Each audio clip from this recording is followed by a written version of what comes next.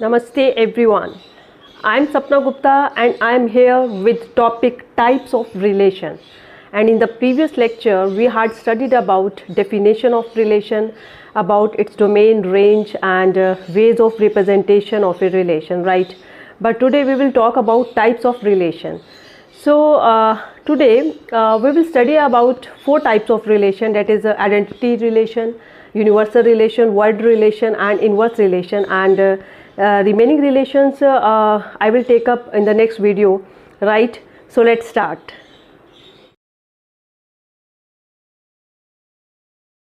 So before moving to our first type of relation, first of all there is a very small point which I want to discuss with you, and the point is, students, if it is given relation from A to A or relation on A, then both things are same.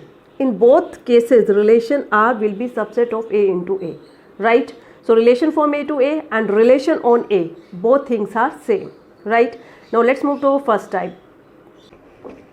So let's move to first type. So first type of relation is identity relation. So first of all, let's see what is its definition. So relation R on set A. Relation R on set A, it means relation is from A to A, is said to be identity relation if relation R is equal to set of all ordered pairs of type A comma A, in which first element is identical to second element. That's why it is called identity relation. And here this A belongs to set A, right? सो कोई भी relation identity relation कब होगा किसी set A पर, जब उस relation में वो सभी ऑर्डर्ड पेयर्स होंगे जिनका फर्स्ट मेंबर सेकंड मेंबर के आइडेंटिकल हो, right? Then that relation will be called identity relation. और ये जो सभी मेंबर्स हैं ये ए किससे बिलोंग करेंगे? सेट ए से, जिस सेट पर हमारा रिलेशन डिफाइन है. Okay, so now let's try to understand with help of some examples. So let me have a set A 1 2 3. So you can see it is a relation having ordered pairs 1 1 2 2 3 3, and in all ordered pairs first element is identical to second elements. That's why it is an example of identity relation on set A, and all these elements 1 2 3 belong to set A, right? So ये एक example है identity relation का on set A पर, right? Now let's take another example. Let me have a set A 4 5. Then a relation having ordered pairs 4 4 5 5. Same here, first element is identical to second element, and this 4 5 belong to set A, right? So it is also an example of identity relation on this set A. Let's take one more example. So let me have a set A having elements 4 5 6, okay, and we have a relation R having ordered pairs 4 4 5 5. So now let's check, क्या ये एक identity relation है set A पर? Then our answer will be no. Why? Because in this there is 4 4, there is 5 5, but there is not 6 6, but 6 6 भी इसमें होना चाहिए. Because by definition identity relation क्या होगा? जब इसमें वो सभी ऑर्डर्ड पेयर्स होंगे जिनका फर्स्ट मेंबर सेकंड मेंबर के आइडेंटिकल हो, और ये जो ए है किससे बिलोंग करता है? सेट ए से. तो यहाँ पर जो ए है वो सेट ए से बिलोंग करता है. अब ए से 4 बिलोंग करता है, ओके, तो 4 4 है, 5 5 है, तो 6 6 भी होना चाहिए. तो ये रिलेशन आइडेंटिटी रिलेशन नहीं है. लेकिन ये आइडेंटिटी रिलेशन कब बनेगा? जब इसमें हम 6 6 को भी इंक्लूड कर लेंगे, right?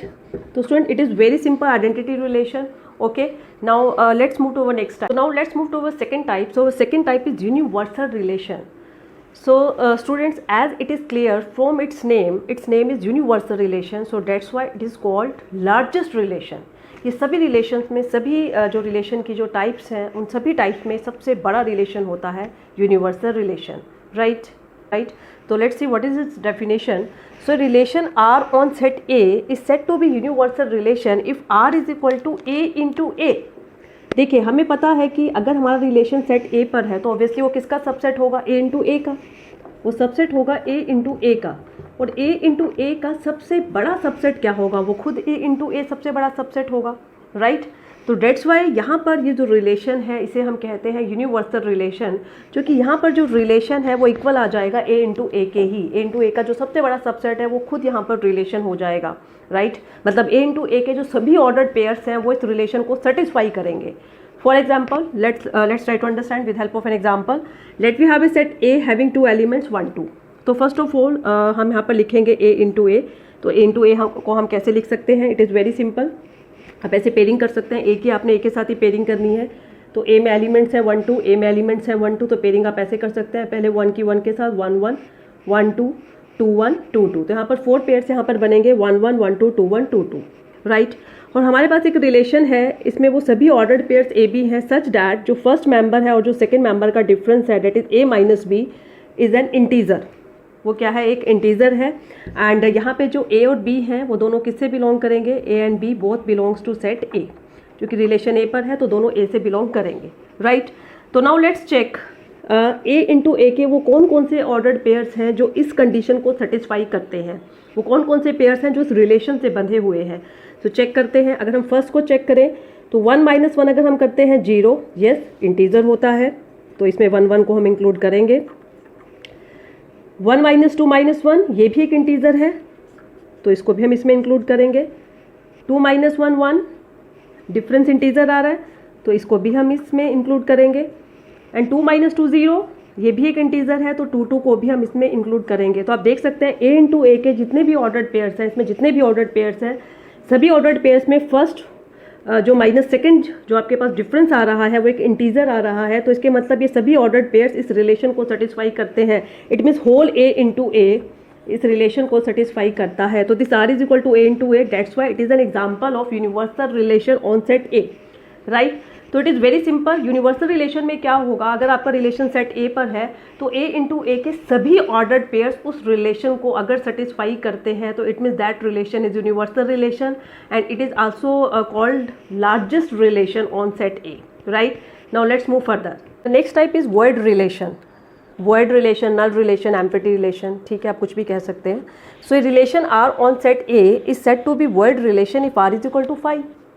If R is equal to 5 मतलब अगर उस रिलेशन में कोई भी ऑर्डर्ड पेयर ना हो, वो रिलेशन एम्प्टी हो, ए इंटू ए का कोई भी ऑर्डर्ड पेयर अगर उस रिलेशन को सेटिस्फाई नहीं करता तो it means that relation is called null relation, void relation, empty relation.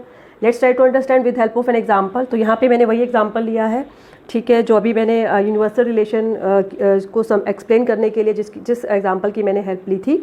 So let we have a set A having two elements 1 2, okay, और ए इंटू ए मैंने यहाँ पर बिल्कुल वैसे ही लिख लिया है, ए इंटू ए, राइट। और रिलेशन हमारे पास है किसमें, वो सभी ऑर्डर्ड पेयर्स हैं such that A minus B is 10, ठीक है। तो ए माइनस बी हमारे पास क्या होना चाहिए, डिफरेंस 10 आना चाहिए, और ए और B both belongs to set A, right. तो लेट्स चेक करते हैं क्या ए इंटू ए का कोई भी ऑर्डर्ड पेयर इस रिलेशन को सेटिस्फाई करता है। तो अभी हमने चेक किया ही था, देखिए 1 - 1 डिफरेंस 0 आएगा, 1 - 2 - 1, 2 - 1 1, 2 - 2 0। तो आप देख सकते हैं कि चारों केसेस में, किसी भी केस में अगर हम फर्स्ट मेंबर में से सेकंड मेंबर को अगर सब्ट्रैक्ट करते हैं तो डिफरेंस 10 नहीं आता किसी भी केस में। तो it means A into A का कोई भी ऑर्डर्ड पेयर इस रिलेशन को सेटिस्फाई नहीं करता, तो dates why it is an example of word relation on set A, right. तो वर्ड रिलेशन वेरी सिंपल, ठीक है, कोई भी रिलेशन किसी भी सेट पर वर्ड रिलेशन कब होगा, जब ए इंटू ए का कोई भी ऑर्डर्ड पेयर उस रिलेशन को सेटिस्फाई ना करे, right. And students, word relation is also called smallest relation. ये सभी जो रिलेशन की टाइप्स हैं उसमें सबसे छोटा, सबसे स्मॉलेस्ट रिलेशन होता है। जैसा कि अभी मैंने बताया कि यूनिवर्सल रिलेशन लार्जेस्ट रिलेशन होता है, तो वर्ड रिलेशन होता है smallest relation. So both universal and void relations are also called extreme relations और trivial relations। तो यहाँ पर जो यूनिवर्सल और जो void relation है इन्हें हम extreme relations और trivial relations भी कहते हैं, right? So now let's move further। And the next type is inverse relation। तो स्टूडेंट inverse relation अपने आप में कोई डेफिनेशन नहीं है। एक्चुअल में inverse relation में क्या करते हैं, हम एक रिलेशन गिवन होता है और हम उसका inverse relation फाइंड आउट करते हैं। So let's see what is its definition। If R is relation from set A to set B, आपको एक रिलेशन ऑलरेडी गिवन है from set A to set B, okay, relation आपके पास है from A to B, okay. So from A to B आपके पास एक relation है, okay. तो इसका जो इन्वर्स रिलेशन है, देन रिलेशन R इन्वर्स, ठीक है, इसको हम R⁻⁻1 रीड नहीं करते, हम इसको कैसे रीड करते हैं, R inverse. Then relation R inverse from B to A, from B to A is defined as inverse relation of R। तो आपके पास एक रिलेशन है from A to B, ठीक है, तो इसका इन्वर्स रिलेशन को आप डिनोट करेंगे R इन्वर्स से, और ये हो जाएगा from B to A, okay. तो it means if you have a relation R having ordered pairs AB in which first member belongs to A and second member belongs to B, because हमारा relation है from A to B, तो obviously इसमें जो भी ordered pairs होंगे उनका first member A से belong करेगा और सेकंड मेंबर B से बिलोंग करेगा। तो अगर हमारे पास कोई ऑलरेडी एक रिलेशन हमें गिवन है तो इसका जो इन्वर्स रिलेशन है वो हो जाएगा from B to A। From B to A मतलब जितने भी ऑर्डर्ड पेयर्स हैं वो सब रिवर्स हो जाएंगे, क्योंकि अब रिलेशन आपका B to A हो गया। अब फर्स्ट मेंबर B से बिलोंग करेगा, सेकंड मेंबर A से बिलोंग करेगा, तो इसमें ऑर्डर्ड पेयर्स हो जाएंगे BA टाइप के हो जाएंगे कि जो फर्स्ट मेंबर है वो B से बिलोंग करेगा और सेकंड मेंबर A से बिलोंग करेगा, right. So let's try to understand with help of an example. ठीक है, एक एग्जांपल से समझने की कोशिश करते हैं कि मान लीजिए हमारे पास कोई सेट A है हैविंग एलिमेंट्स 1 2 और एक सेट B है हैविंग एलिमेंट्स 4 5 और हमारे पास रिलेशन है लेस देन मतलब जो फर्स्ट मेंबर है वो सेकंड मेंबर से लेस है और रिलेशन है फ्रॉम A टू B। तो A का जो फर्स्ट मेंबर है वो B के 4 से लेस है, 1 5 से भी लेस है, 2 4 से लेस है और 2 5 से लेस है। तो आपके पास ये 4 पेयर्स, यहाँ पर 4 ऑर्डर्ड पेयर्स बन गए जो इस रिलेशन लेस देन को सेटिस्फाई करते हैं। तो ये आपके पास रिलेशन हो गया from A to B, less than relation हो गया और हमें इसका इनवर्स रिलेशन फाइंड आउट करना है। तो it is very simple, just सारे ऑर्डर्ड पेयर्स का बस रिवर्स कर दीजिए, सभी ऑर्डर्ड पेयर्स का रिवर्स कर दीजिए। तो 4 1 5 1 4 2 5 2, तो ये आपका रिलेशन था फ्रॉम A टू B, तो ये हो गया फ्रॉम B टू A और ये आपके इस गिवन रिलेशन का इन्वर्स रिलेशन आ गया। तो वेरी सिंपल, जब भी आपको एक रिलेशन गिवन हो, आपको अगर उसका इन्वर्स रिलेशन फाइंड आउट करना है तो जस्ट उसके ऑर्डर्ड पेयर्स का बस रिवर्स कर दीजिए। ठीक है, तो यहाँ से हमारे पास एक और छोटा सा पॉइंट और हमारे पास आ गया। आप देख सकते हैं जो रिलेशन R है उसकी जो डोमेन है, डोमेन मतलब जो फर्स्ट मेंबर्स का जो सेट है, ठीक है, वो R इनवर्स में अब सेकंड मेंबर्स का सेट बन गया है, तो वो बन गया है range of R inverse. Similarly जो B है, जो सेकंड मेंबर्स का सेट है जिसे हम कहते हैं रेंज ऑफ R, ठीक है, वो आपके पास बन चुकी है डोमेन ऑफ R इनवर्स। तो यहाँ से हमारे पास एक रिलेशन आ गया कि domain of relation R is equal to range of relation R inverse and range of R is equal to domain of inverse relation R inverse, right students.